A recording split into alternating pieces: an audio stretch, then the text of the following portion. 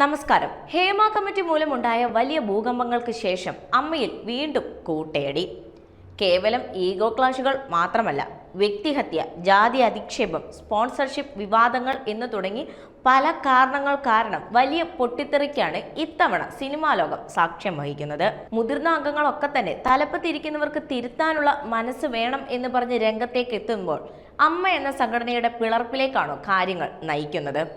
വിവാദങ്ങൾക്ക് തിരികൊളുത്തിയത് നടി അൻസിബ ഹസന്റെ പെട്ടെന്നുള്ള രാജിയാണ്. ദൃശ്യം 3 തിയേറ്ററുകളിൽ മികച്ച വിജയം നേടുന്നതിനിടയിലാണ് താൻ നേരിട്ട കടുത്ത മാനസിക പീഡനങ്ങളെക്കുറിച്ച് അൻസിബ തുറന്നു പറയുന്നത്. ഭരണസമിതി അംഗമായ നടൻ ടിനി ടോമിനെതിരെ ഗുരുതരമായ ആരോപണങ്ങളാണ് അൻസിബ ഉന്നയിച്ചിരിക്കുന്നത്.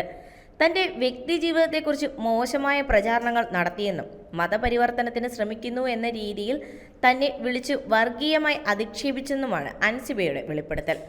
സംഘടനയിലെ ഒരു വനിതാ എക്സിക്യൂട്ടീവ് അംഗം തനിക്കെതിരെ വ്യാജ പോലീസ് പരാതി നൽകിയപ്പോൾ പോലും സംഘടനയുടെ പ്രസിഡന്റോ മറ്റു ഭാരവാഹികളോ തനിക്കൊപ്പം നിന്നില്ലെന്ന് അൻസിബ വേദനയോടെ പറയുന്നു.